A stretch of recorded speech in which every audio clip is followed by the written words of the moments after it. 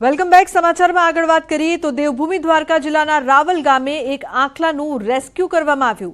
રાવલ ગામે વર્તુ નદી પાસે આવેલ કૂવામાં આંખલો પડી જતા જેસીબીની મદદથી રેસ્ક્યુ કરાયું। આંખલો કૂવામાં પડી જતા આસપાસના લોકોએ રાવલ ગામની ગણપતિ ગૌશાળા ગ્રુપના સભ્યોને જાણકારી આપી। રાવલની ગણપતિ ગૌશાળા ગ્રુપની ટીમના સભ્યો સુરત જ સ્થળ પર પહોંચ્યા। જેસીબીની મદદથી ભારે જહેમત બાદ કૂવામાંથી આંખલાને બહાર કાઢતા આંખલાને નવું જીવન મળ્યું હતું।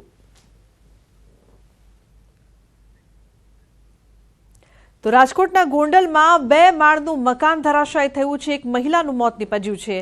સહજાનંદ નગર ગરબી ચોક પાસેની આ સમગ્ર ઘટના કાટમાળ નીચે દબાતા 40 વર્ષીય મહિલાનું મોત નીપજ્યું। મકાનના રિનોવેશન કામ દરમિયાન સર્જાઈ છે આ દુર્ઘટના। ઘટનાની જાણ થતાં ગોંડલ નગરપાલિકા ફાયર બ્રિગેડની ટીમ ઘટના સ્થળે પહોંચી છે। તો ફાયર વિભાગે જેસીબીની મદદ સાથે રેસ્ક્યુની કામગીરી હાથ ધરી છે। ઘટના સ્થળે મોટી સંખ્યામાં લોકોના ટોળા એકઠા થયા છે। તો સ્થાનિક ધારાસભ્ય તેમજ ગોંડલ શહેર પોલીસ ઘટના સ્થળે પહોંચી છે। ફાયર બ્રિગેડ દ્વારા સતત રેસ્ક્યુની કામગીરી કરવામાં આવી રહી છે। तो एक सजानंद नगर में एक में ज्यादा मकान पड़ी गयु धराशय थई गयु तेनो कॉल मळेलो तो त्यां अमे आवी अमारा फायर नी पूरेपूरी टीम 28 माणसोनी टीम साथे साथे एक जेसीबी एक क्रेन अने बाकीना आजूबाजूना माणसोनी तमामनी कामगीरीथी संपूर्ण रेस्क्यू कामगीरी पूरो करेल छे। तेमां 2 जीवित माणसोने बचावेल छे अने एक मृतदेह बहार काढेल छे।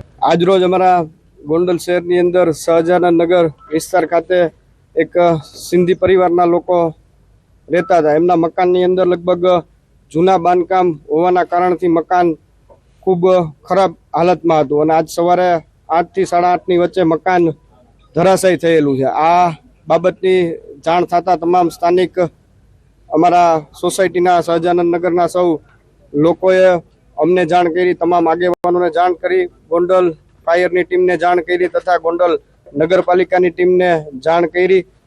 તમામ આગેવાનોને અને ફાયરની ટીમને જાણ થતા તાત્કાલિકના ધોરણે અમારી પૂરી ટીમ ફાયર નગરપાલિકાથી માંડીને તમામ આગેવાનો સોસાયટીના તમામ લોકો ભેગા થઈ અને સ્થળ ઉપર પહોંચેલા અને ફાયરની ટીમની મહેનત તથા નગરપાલિકાની પૂરી ટીમની મહેનતથી આશરે 3 જેટલા લોકો મકાનની અંદર ફસાયેલા હતા। એમાંથી એક વૃદ્ધ माता था एमने सही सलामत रीते रेस्क्यू करीने बहार काढीने होस्पिटले सारवार नीचे खसेडवामां आवेला छे। त्यारबाद एक मोटी उंमरना वृद्ध बापा था एमने पण सारी रीते रेस्क्यू करी अने बहार काढीने तात्कालिकना धोरणे कृष्णा होस्पिटल खसेडी अने सारवार एमनी चालू थई गई छे। पण दुख साथे कहेवुं पड़े के भाई एक एमना ज परिवारना वडील एक माता पोते पोतानो जीव आ घटनानी अंदर गुमाव्यो छे। तो बीजी तरफ बोटादमां दारूना जत्था पर लोडर फरी वळ्युं छे। 3 वर्षमां पकड़ायेलो दारूनो जत्थो नाश करायो। कुल 28,07,000 नो दारू नाश करायो छे। कुल 35 गुनामां 2091 बोटल दारू झड़पायो हतो। बोटाद टाउन पोलीस द्वारा 35 गुनाना कामे पकड़ायेल विदेशी दारूना जत्थानी बोटल नंग 2091 एनो रूपिया 2,87,018 नो विदेशी दारूनो नाश આજે કરવામાં આવે છે। 2022-23 અને વર્ષ 2024 આ છેલ્લા 3 વર્ષ દરમિયાન જે પરપ્રાંતીય દારૂ બોટાદ ટાઉન પોલીસ સ્ટેશન દ્વારા પકડવામાં આવ્યો હોય તેનો આજ રોજ કમિટી સમક્ષ દારૂનો નાશ કરવામાં આવ્યો છે, જેની બોટલ કુલ 2091 જેટલી છે અને મુદ્દામાલની રકમ 2,87,018 રૂપિયા જેટલો મુદ્દામાલની રકમ છે। અને મહત્વપૂર્ણ સમાચારની જો વાત કરીએ તો ભરૂચ જિલ્લામાં યોજાનાર ધોરણ 10 અને 12 બોર્ડની પરીક્ષાને લઈને શિક્ષણ વિભાગ દ્વારા તમામ તૈયારીઓને આખરી ઓપ આપવામાં આવ્યો છે। ભરૂચ જિલ્લામાં 33,000 થી વધુ વિદ્યાર્થીઓ બોર્ડની પરીક્ષા આપશે। ભરૂચ જિલ્લામાં ધોરણ 10ના 22,583, ધોરણ 12 સામાન્ય પ્રવાહના 8,154 તથા ધોરણ 12 વિજ્ઞાન પ્રવાહના 3,048 મળીને કુલ 33,785 પરીક્ષાર્થીઓ પરીક્ષા આપશે। जिला शिक्षण अधिकारी स्वातिबा राओले तमाम विद्यार्थीओने भयमुक्त वातावरणमां परीक्षा आपवा अनुरोध साथे शुभेच्छा पाठवी छे। बाळकोने मारो खास संदेश छे के आ परीक्षा जीवननी आखरी परीक्षा नथी। તમારી માત્ર સ્કિલ અને તમે કેટલું જાણો છો એ જ માપન આમાં થશે. અને પરીક્ષામાં જે કોઈ પણ અધિકારીઓ કે જે કોઈ પણ શિક્ષકો તમને દેખાય છે એ તમારી સગવડતા માટે છે, તમારા ઉપર વોચ રાખવા માટે નથી. માટે બિલકુલ નિશ્ચિંત મને બિલકુલ નિશ્ચિંત બેફિકર થઈ અને આપ પરીક્ષા આપો. અને મહત્વપૂર્ણ સમાચારની વાત કરીએ તો બજેટ મુદ્દે બાર કાઉન્સિલ ઓફ ગુજરાતના ચેરમેન જે પટેલનું નિવેદન. ગુજરાતના દરેક સમાજનું હિત બજેટમાં આવરી લેવાયું છે. આ બજેટમાં વકીલોની પણ ચિંતા કરાઈ છે. 5 કરોડ ગુજરાતના વકીલોને આપવાની જાહેરાત થઈ છે. એક બજેટમાં પણ વકીલોનું હિત જોયું છે અને અત્યાર સુધીમાં 28 કરોડ સુધીની મદદ કરી છે.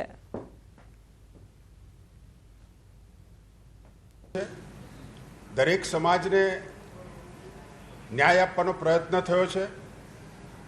એનો એક ટૂંકો દાખલો એ છે કે આખા ગુજરાતના તમામ 125 વકીલોની પણ અહીંયા ચિંતા કરવામાં આવી છે. 5 કરોડ રૂપિયાની સહાય ગુજરાતના વકીલોને આપવાની જાહેરાત થઈ છે. ગુજરાતના વકીલોને સતત ત્રીજા વર્ષે ભૂપેન્દ્રભાઈની સરકારે 5 કરોડ આપ્યા છે અને અત્યાર સુધીમાં 28 કરોડ 25 લાખ જેવી માતબર રકમ સમગ્ર ગુજરાતના વકીલોના આર્થિક મદદ સહાય માટે, એના વેલફેર માટે ગુજરાતની ભાજપની સરકારે આજે ગુજરાતના વકીલોને. તો ઓસ્ટ્રેલિયા ખાતે 15મી વર્લ્ડ આઈસ્ટોક ચેમ્પિયનશિપ 2025માં ગુજરાતના 7 એથ્લેટ્સ ભારતનું પ્રતિનિધિત્વ કરશે. આ ચેમ્પિયનશિપ ઓસ્ટ્રેલિયાના કેનફેનબર્ગમાં 22 ફેબ્રુઆરીથી 9 માર્ચ સુધી યોજાશે. ગુજરાત અને ભારત માટે આ એક ગર્વની ક્ષણ છે, કારણ કે આ રમતવીરો વિશ્વના શ્રેષ્ઠ ખેલાડીઓ સામે સ્પર્ધા કરવાની તૈયારી કરે છે. આ 7 ખેલાડીઓ બાસ્કેટબોલના કોર્ટ પર પ્રેક્ટિસ કરે છે, કારણ કે ગુજરાતમાં આઈસ્ટોક ગેમ્સ માટે ગ્રાઉન્ડ નથી. તેમ છતાં ખેલાડીઓએ સખત મહેનત કરીને ખેલો ઇન્ડિયામાં ઘણા મેડલ્સ જીત્યા છે.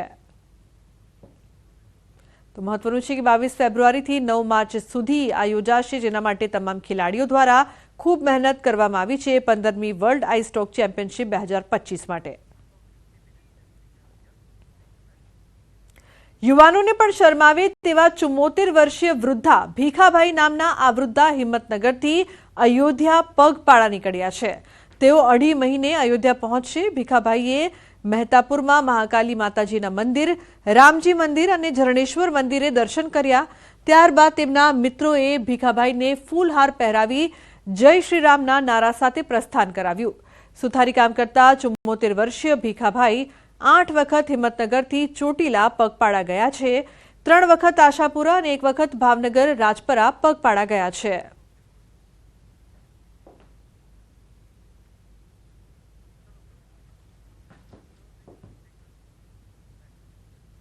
તો બુલેટિનમાં હાલ બસ આટલું જ.